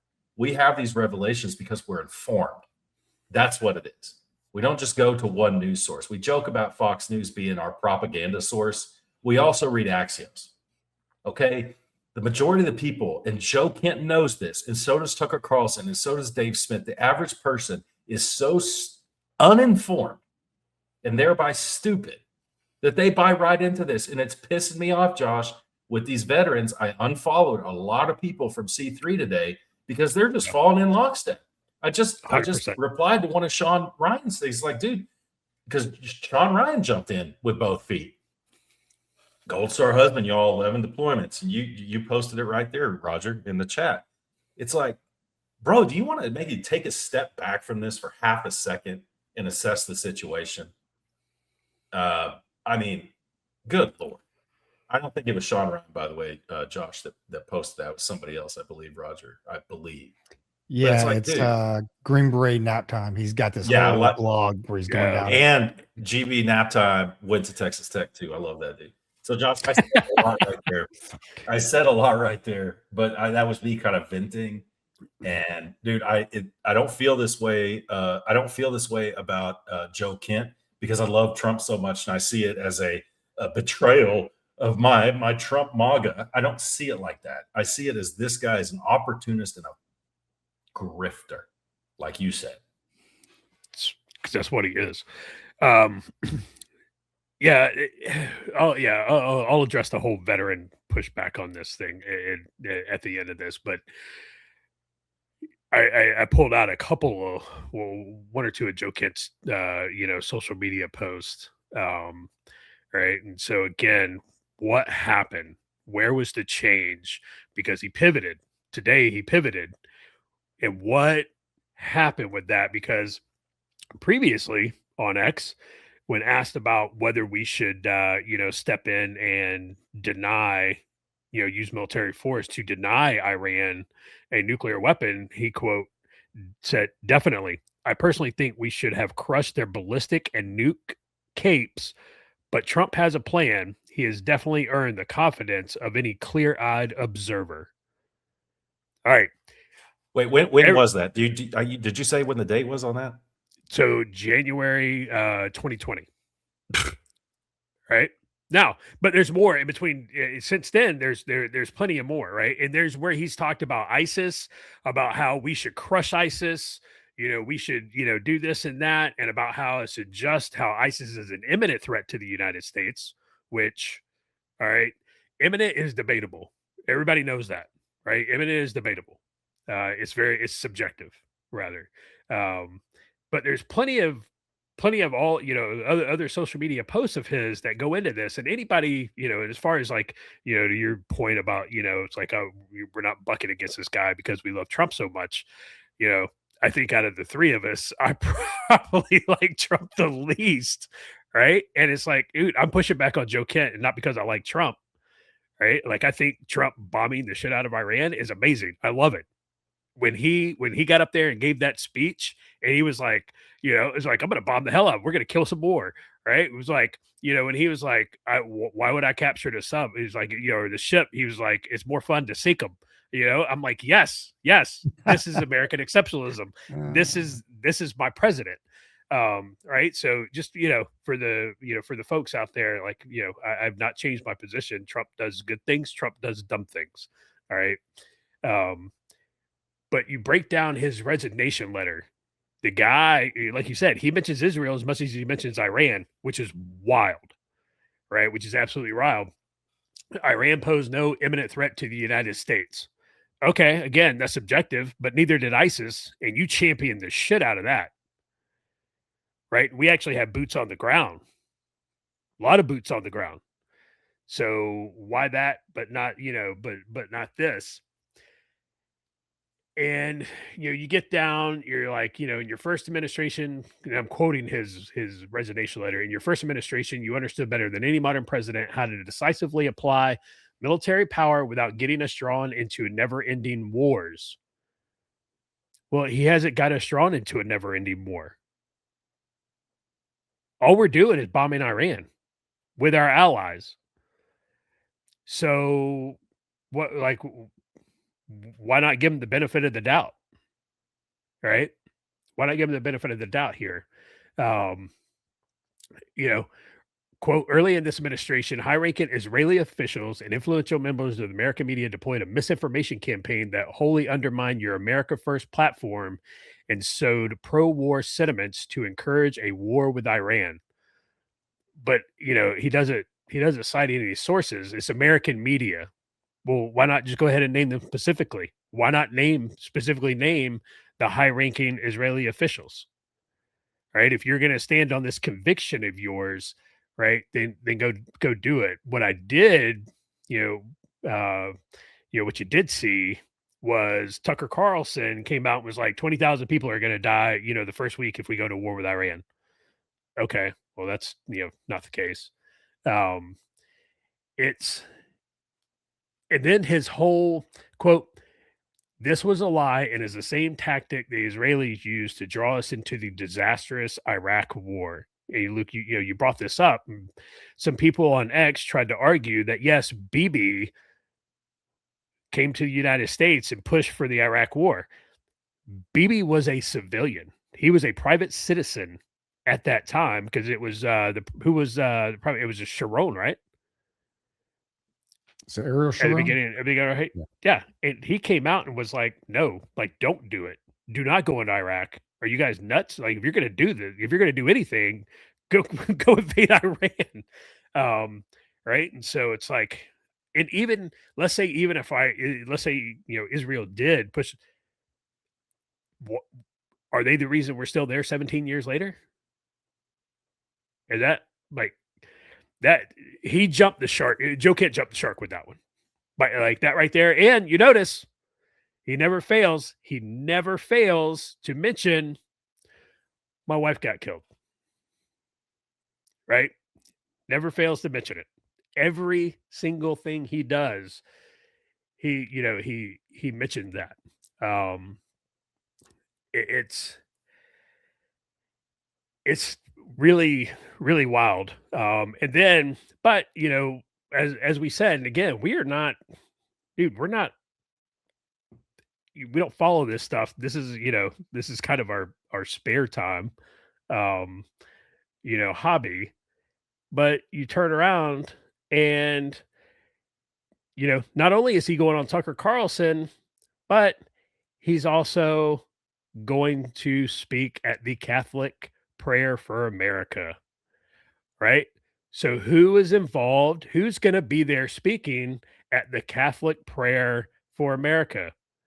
John Yep, Carrie Prejean, Christopher Matchin, Matt Walsh, and oh, by the way, Candace Owens, who I don't know what has That happened shit to her. crazy. Dude, I don't know what happened to her, but she is flat out ass. Yeah, dude, she batshit pants on head, retarded crazy. Do you think before May, by the way, Josh, do you think before May, that filing deadline, they're going to come up with a new name for this movement? Like whatever they call it, anti-MAGA. Basically it'll be 100%. anti-MAGA, but it'll be a new name, like New 100%. Republicans or some bullshit like that. Yeah. And that's a good point. I think you're gonna see that pretty soon. But anyway, so for Joe Kent, again, I don't know why you're a CT expert more so than the next guy, right? You elevated yourself on the shoulders of your dead wife. The organization that you came out of, people, continue to put you on a pedestal because you were in quote a SMU. Well, the Secretary of the Army damn near deactivated that entire organization because of how jacked up it was and what they were doing. Right. So, little tidbit for you there. And then the whole veteran thing, and this shit is wild. Clay Martin, a whole host of vets are like, how dare you criticize him? He's a Green Beret. He's a combat veteran. His wife got killed. It's like, are you serious? Are veterans a protected class that you can't critique? Because you guys sure as hell have laid the wood to Dan Crenshaw. Dan Crenshaw's a combat veteran. John McCain's a combat veteran, a POW. You guys laid the wood to him too. Bo Bergdahl, yeah, exactly. So again, it's so ridiculous. And if anything that has taught us, you go all the way back to Mike Brown, right? Is when something hits the news, you should probably give it some time before you start taking a stand and taking a position, because you're like, there's more here. There's more here. There's something else. There's some Paul Harvey to this. Go look that one up, kids. Go look up Paul Harvey. So yeah, that's my take on the whole Joe Kent thing. Whatever, dude. Go get your grift on. I think you made a poor choice. And if you are justified, if some people think it was justified, your resignation letter should have read very differently than the way it read, because all your information letter is propaganda for the adversary to use back against the American people and our country. So you're a shitbag for that. So that's my 2 cents. Well, and to wrap all of that up, like, what was the alternative? Like, what's the alternative? Just to continue to let Iran just enrich uranium? Talking to one of our listeners earlier this morning, and I've heard this argument a couple of times. Well, they didn't have a nuclear bomb yet. Oh, so we should have waited. We should have waited for them to have a nuclear bomb and then done that. So, it really comes down to black and white. It's like, so are you saying they were better off with Khomeini in power? Like, there are 36,000 dead Iranians that would probably disagree with that. The alternative just doesn't make any sense. And we've gone since 1979 and haven't taken any action. Finally, you got a president in here that's like, hey man, we're going to do something about this, and we can't continue to let them exist the way they have. Because hey, I hate to break this down to you, Barry, but your JPOA didn't do shit to stop them from enriching uranium. Period. And I don't know what briefings he got and what he saw, and obviously, we're not privy to any of that stuff, but there was clearly enough there that said, hey, we got to straighten out, because you do get to a point, as Josh would say, where you cross the Rubicon, right? You do get to a point where, hey, man, they've enriched enough that there's nothing you can do to bring that back. And you have to take action. And just letting you know, North Korea got their nuke during Bill Clinton's administration, right? So, you get to a point where you say, hey, I have to take action on that. And then, of course, it goes back to the grifter. You get all these experts out there that have they opine on all this. Like, so none of us are privy to any of this classified info one way or another. It's like, how do you know? Of course they don't know. They don't even know any history from Iranian history from 1979 forward. Much less what they're talking about now. But, and I could give him, the vet thing, we've gone off on that for years. Timothy McVeigh was a vet. I don't want to hear that shit. I could give him a pass if he didn't make it political. It's like, hey, dude, it's like Josh said. God forbid something happened to my wife. Something happens to your wife and you just go batshit crazy. Like, I get it, man. Like, you give people hall passes on stuff like that. But, when you get there and it's like, well, obviously you're not having such a hard time with this. You're trying to capitalize on it. And as Josh said, you go ahead and, it's not a prediction, it's a spoiler. You're going to go run for office. And that's what you're going to jump off of. That's the problem that I have with it. You want to sit there and say that, hey, you know what, my wife died in an unjust war and I hate the administration for it. That's fine. Maybe you shouldn't have served as the NCTC director. You want to go off on your own and do some podcast or whatever and yell at every administration because they suck because your wife's dead. I get that. I give a guy a pass on that, because I'd probably do the same thing. Except nobody listens to us, but something like that would happen, I'd come on C3, right? But, it's like, I don't have a problem with that. But obviously there's other motivations behind that. So it just, when it gets down to, the black and white, it's like, okay, when you've got all these Democrats and all these Republicans that are disagreeing with, because that's their thing now, right? The war in Iran.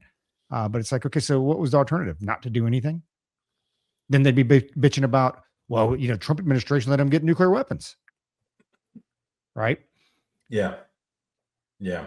Go and Luke, you can continue that, or if you want to talk about the Tucker Carlson and his, I'll his take it. Iran, and what you think. I'll kick it to Josh for that. There's other things at play with Iran, just kind of getting off of Joe Kent, because that guy's going to reveal himself.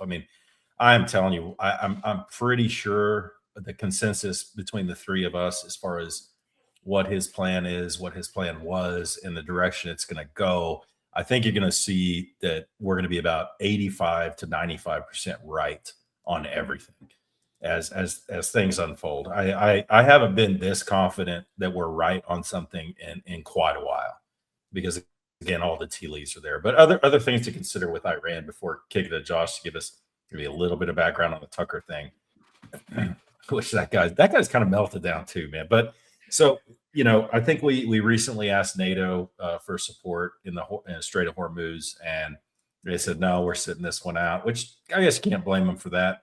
I don't think they rely on the Strait of Hormuz too much. And a lot of countries within NATO have been historically friendly with Iran, believe it or not, especially some of the newer members. Nordic countries have been historically friendly to Iran. But I just saw something, I'll have to follow this up, that Argentina is sending like 2 corvettes and a destroyer to the Strait of Hormuz to help out. It's like, man, that Monroe or Donroe doctrine is really paying off, I guess. That would be kind of cool. It would be kind of cool to see a coalition. Roger was saying, the odds of China coming over and helping patrol are probably a little lower now because they don't really have a blue water navy. But to get them over there in some kind of joint op to secure that strait, it's like, we'll supply the oil and, maybe things settle down in Iran and we get them to come back on the petrodollar, and that's the deal with China. That would be unbelievable. It would be unbelievable. And you've been seeing some of the smarter voices out there saying, man, this administration has come in and flipped the monopoly table, and it's a different game geopolitically now. It's a completely different game. And, Josh will say that, this is the worst cabinet in history. But I do believe that there are some smart people at the top, not necessarily smart, but people who, and Trump himself, who saw some of the mistakes that were made before and are maybe looking forward more than 2 years. But yeah, the consensus on this will be interesting too. It really will. And I was kind of taken aback about the China thing. I was kind of hoping that was going to happen at the end of this month and into early April, but apparently it's end of April. So, which tells me that this Iran thing probably won't come to a conclusion before then. But I could be wrong. I hope I'm wrong. So that's wrapping it up on Iran for now. And I'm sure there'll be way more to talk about as we endeavor to record once a week. Well, So, it doesn't necessarily wrap it up on Iran, because still got to talk about Tucker. Oh, yeah. Right. So I used to listen to Tucker all the time. It was one of my favorite shows. And then he left, and he went and did his own thing. And you're like, okay, cool. This, that, and the other. And then it got to the point where you're like, man, Tucker's kind of over the years, right? You're like, Tucker's kind of gone off the reservation a little bit. So here, I don't know how long, maybe a month ago, a couple weeks ago, whatever, Tucker came out and made the claim, and he's made the claim in the past, that the CIA was listening to his phone calls or reading his messages. Okay. And so, when I first saw that, I was like, okay, that's he's looking for clicks. Not that Tucker Carlson needs, to, put crazy headlines out there to get the clicks. He's going to get them, organically. But then I started seeing, traffic about how the CIA was, somebody was like, the CIA is preparing charges against Tucker. I was like, okay, well, that's silly, because the CIA doesn't charge people. Right. Like there's this whole thing called the judicial branch, and in the executive branch of the Department of Justice there, is anyway. So, and then I saw, this is when all the counterintelligence experts, right, started pontificating about what was going on with Tucker and the CIA. A lot of people have levied accusations that we were able to schwack Khomeini and everybody fairly easy, because Tucker had been visiting Trump and then turning around and telling, the mullahs that, nah, Trump's not going to do anything. He's bluffing. He just wants you guys to, play ball, this, that, and the other. So they let their guard down, right? They became complacent. And then, somebody, equated this. Somebody was like, it's 39D chess, right? With Trump on this. And I was like, that's absolutely not what's happening. Right. That like, they are not, using Tucker unwittingly to, pass information to the Iranian regime. Like the whole thing on its face sounds absurd. Which in today's timeline, you know what? Maybe it's true. Who knows? I would believe just about anything at this point. So of course, all the counterintelligence experts are going crazy on X, talking about, well, this is what it is, and Tucker's in bed with the Iranian regime, and this, that, and the other. And it's like, man, as anti-Israel as Tucker is, I don't see Tucker in bed with the Iranian regime. I don't. And so, but people have continued going down this road, saying that, the Trump administration knows that Tucker was in contact with him, and that they were basically feeding him information to pass to him, right, unwittingly, on Tucker's part. I was like, that's not what's happening, right? Like, you break a couple of things down, it's like, okay, for starters, the whole, the CIA is, reading my text. Okay. The NSA is the one that's going to pull that stuff. right? And then they're going to push the CIA, the FBI, whoever, right? They're going to push those. They get the translated, data, but it's masked. They can go back and they can go back and ask, hey, we need to unmask this. If you remember the whole General Flynn thing during Crossfire Hurricane, right? The CIA is not getting unredacted. They're not getting names straight out of the gate. They've got to go back and ask for unmasking. Blah blah. It's kind of neither here nor there. But anyway, kind of that was my first thought when I was looking at it. I was like, that's not how that works. What is really just kind of nuts about the whole thing is, one, people saying that Tucker is working the Iranian regime, which doesn't make sense because Tucker is not dumb. Tucker knows that the United States is monitoring the electronic communications of Khomeini, his inner circle, right? Like everybody. Like, Tucker's not dumb. He's not going to text him and be like, hey, bro, they're coming for you, or hey, no, you're good. They're not going to do anything. Tucker knows that. I would say, if anything, if Tucker is in direct communication with the Iranian regime, he was witting, and it might have been the Trump administration saying, hey, yeah, you talk to those dudes, hey, tell them this, and then we're going to put a warhead on their forehead, right? Once we get them out in the open. But it's such a stretch, man. I don't think that is. I think it's a nothing burger, honestly, because the Mossad came out and was like, we've been watching Iran's traffic cameras infrastructure in Tehran for the last like decade, right? They were like building pattern of life, like where these dudes are, everything. Like, we tied into all their traffic cameras, which is badass, by the way. That the pagers and stuff like that. They are the best intelligence service in the world. I'm gonna tell you right now, hands down the best. They're better than the agency. They're better than the Cubans. They are hands down the best intelligence service in the world. And second place isn't even close. So that's what's going on with the Tucker thing. It's wild, and some people are now spinning up and saying that Joe can't resign because him and Tucker are boys. There's pictures of them two together hanging out, stuff like that, and it's like, so well, something's about to blow wide open with Tucker, and Joe Kent's going to get caught in the blast, and that's why he resigned.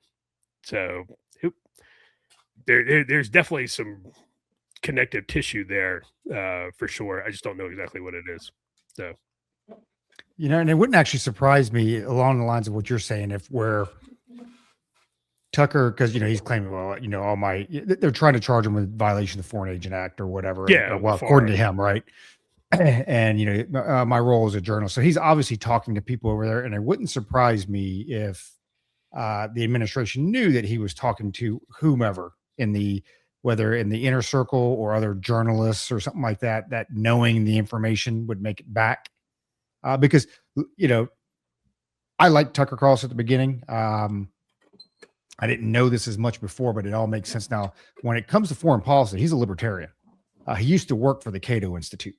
Now he's a social conservative, and he's very similar to us, minus the foreign policy piece, where it's like, we paint everybody so black and white or whatever, this side, that side, and your extremes. Like, no, most of us kind of take a little bit of this, a little bit of that, and a little bit in the middle, a little bit to the right. And he's kind of like that, except his foreign policy. He's a libertarian, man. So he's totally against most of the foreign policy that, well, especially like Iran, okay, military force, use of military force, that type of stuff. So that piece there is not surprising, but it would not be surprising to me if he had, journalistic sources on the inside in Iran that probably reported back to the inner circle. I don't know if the Trump administration assumed that, knew that.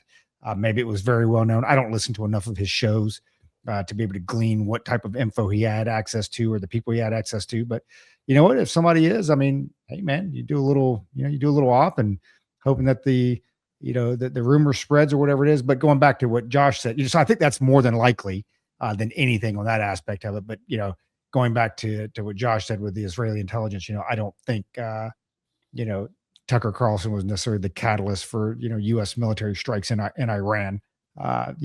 Maybe you want to spread some rumors and disinformation or whatever, that's fine. But I don't think that's 1% of the info that the Trump administration was using to strike them. Yeah, and I guess we can kind of wrap up Iran now. It's just, you know, it's the moral equivalence is what is just so sickening to me. And your Dave Smiths of the world, well, that they wouldn't hate us so much if we hadn't been invading their lands for years. It's like, back off for a second and realize there are good guys and bad guys in this world. And to a lot of people in this world, we're the bad guys. And it's always going to be like that. And that's fine. But we have to look out for our own national interests. We have to do that. And there are savages in this world. You got September 11th, you go down the list. And October 7th, people forget the footage that was coming out that day and the next day until they started censoring the footage. All the news organizations, just like they did with 9/11, just like they started censoring out the footage of bodies landing, in the street. That's a sound that will turn you into an extremist. Those are your countrymen, whether they agree with you or not. People forget about that.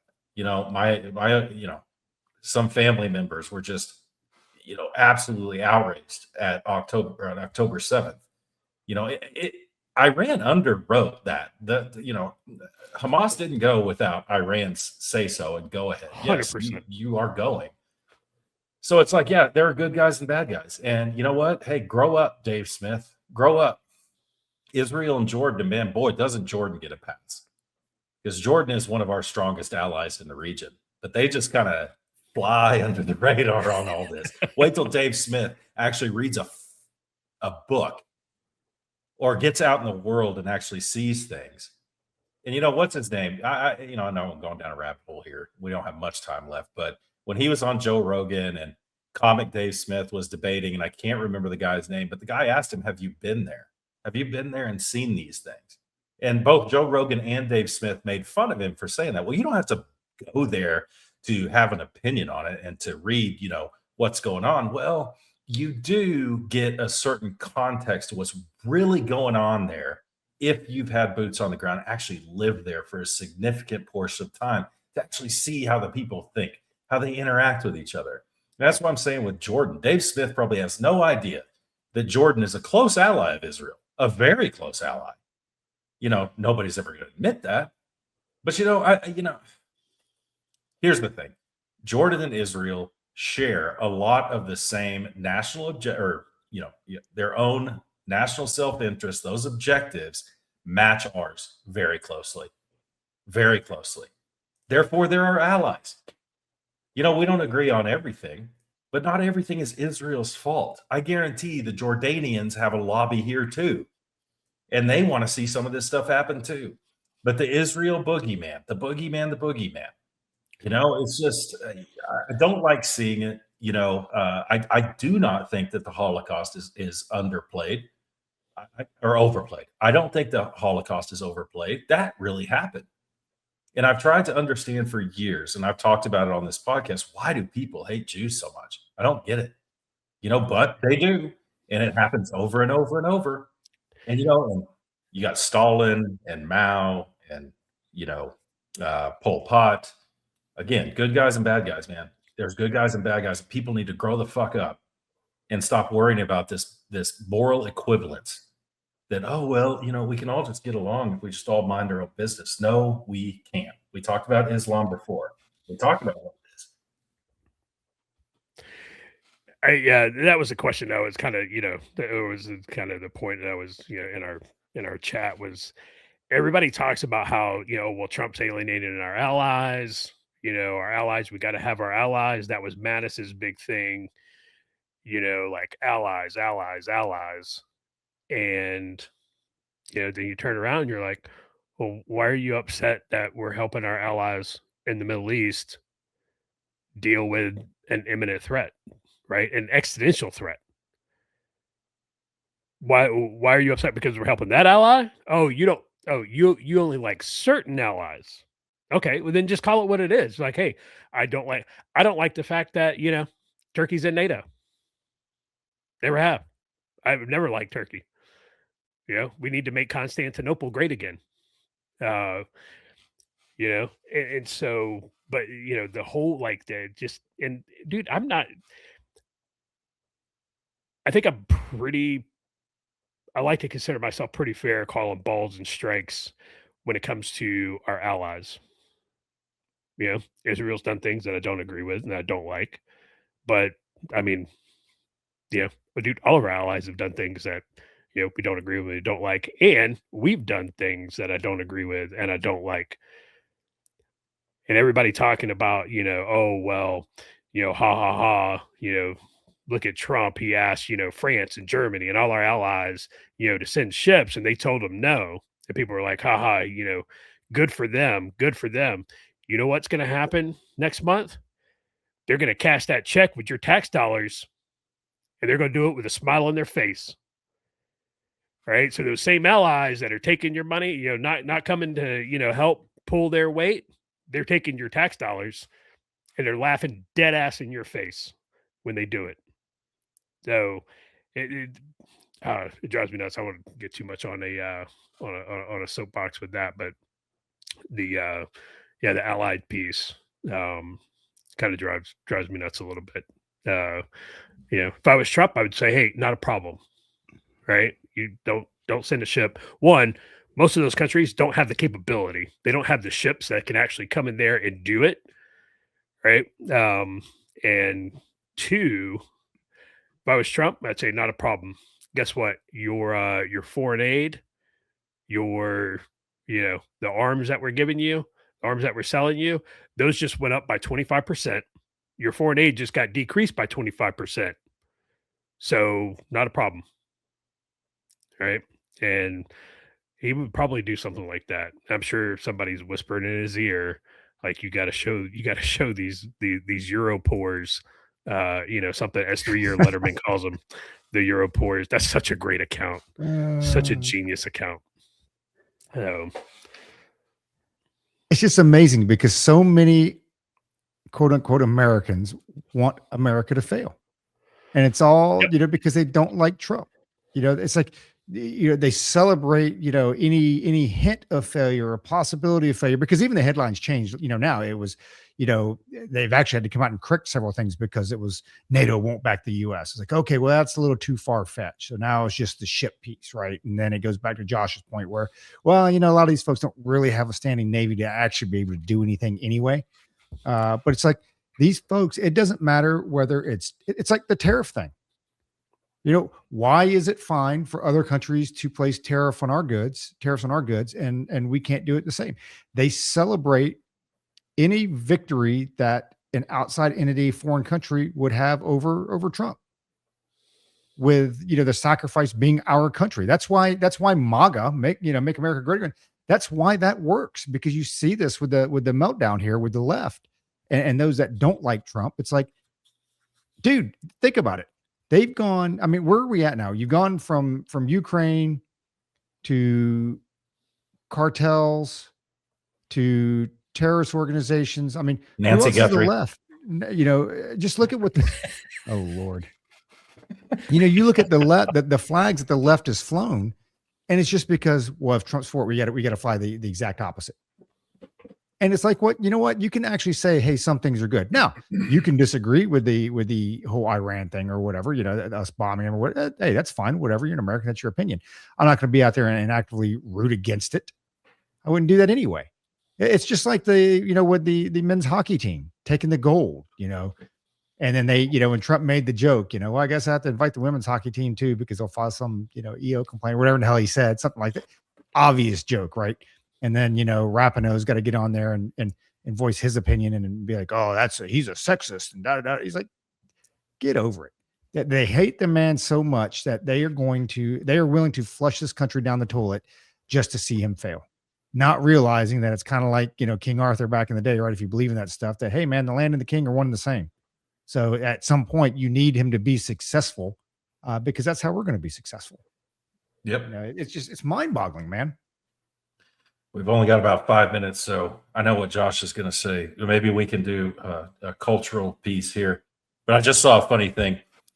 Things that 9-year-old me thought are everyday dangers, and this is true as hell for us Gen Xers. The Bermuda Triangle, black holes, quicksand, piranhas, and falling anvils. It's like 9-year-old me, I thought I was going to be dealing with those things for the rest of my life. Now, what happened to the Bermuda Triangle? Because that was huge, like back in the 80s. Yeah. Well, I've gone down the Wikipedia rabbit hole on that. A lot of planes have disappeared there, but it has to do with communications. It's a huge area, and nowadays Bermuda Triangle is not a thing anymore because we've gone so far with GPS and all that stuff. So it's really not a thing. And the waters are shallow in some areas, deep in some areas, unpredictable. It's cold, it's hot, whatever. So apparently I didn't learn until this morning that the Academy Awards, or maybe I learned it last night. No, I learned it yesterday, that the Academy Awards were Sunday night.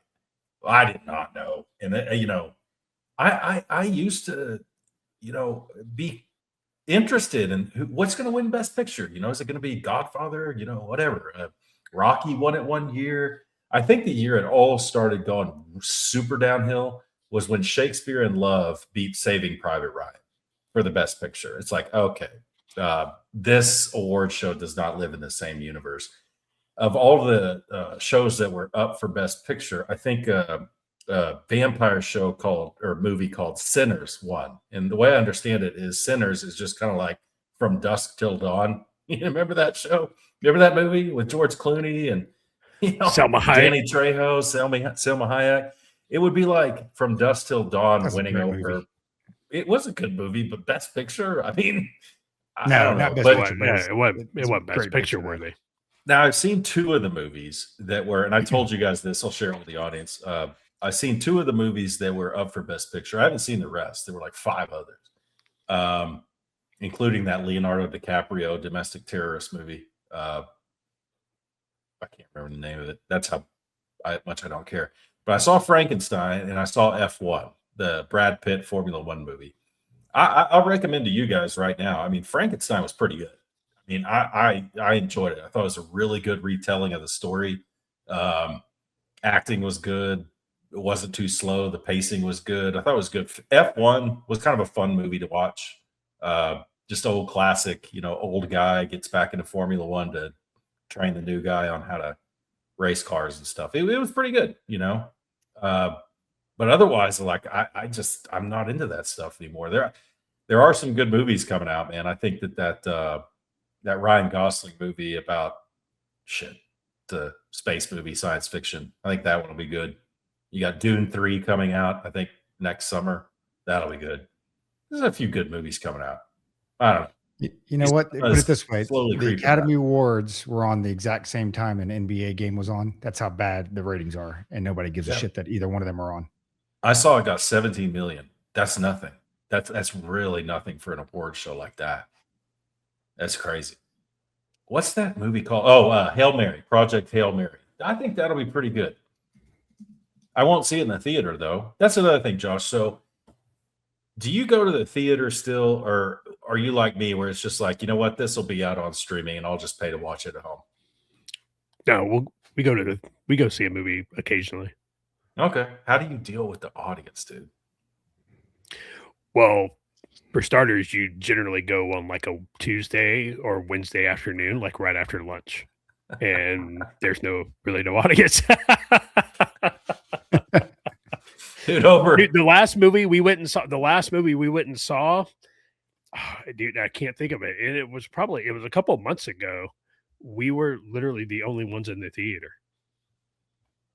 And Wow. it was like a Tuesday afternoon at like 2:00. We were the only ones there. It's great. Roger, you lived in Europe for a while, right? No, my wife did.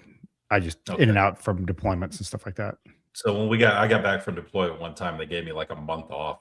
They were like, just recover, man, because it was early in the GWAT and all that. Just recover, So I would go to the movie, Josh, like on Monday afternoon, matinee.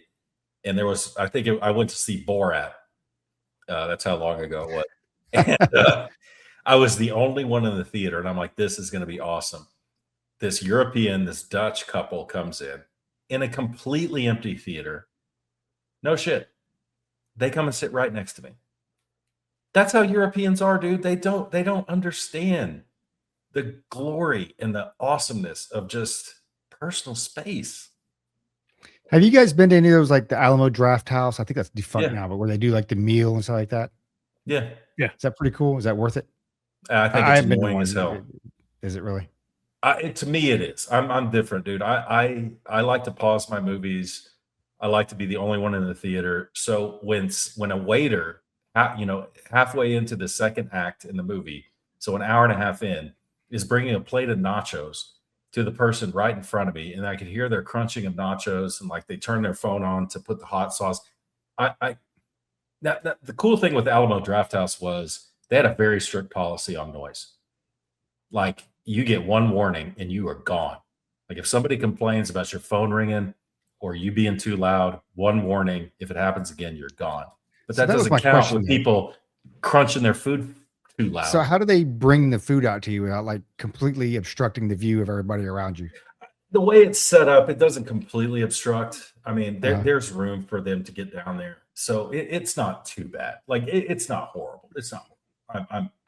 I'm overplaying it a little bit. I don't It's go to not bad. theaters anyway, but yeah, that I actually thought about, but then I'm like, again, playing it in my mind and not knowing how it's set up. I'm like, I just can't imagine a waiter coming back and forth, and then I'm gonna have to go take a piss, and like you need to pause the movie because yeah. So Don't you like to kind thought of look at your food like when you're eating it, like to make sure? Well, yeah, like, isn't that's that why I watch movies here at home and don't go to the Right. theater Yeah. because I pay for the 19 streaming services that I'm still gonna have to go rent the freaking movie. Which you spend more on than if you just had like DirecTV. No, we got that too, dude. We finally, yeah, I we finally don't- had to we don't talk do the that. family out of like, hey, because we actually, my wife and I started like tracking because we had DirecTV, and then you start off with HBO, and then of course they show you all the channels, right?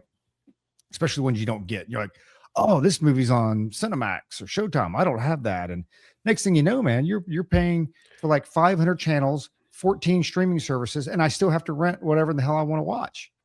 So we finally got to the point where, there's a couple things that we like to watch, so we'll have that. But to be honest with you, we use DirecTV now mainly because that subscription carries over to the apps, like on Apple TV. So Yeah. like we watch Law and Order and stuff like that. So I'll watch that on our Apple TV, and it's there's no commercials or anything. It just blows right through them. So it just saves me all 3 minutes of fast forwarding.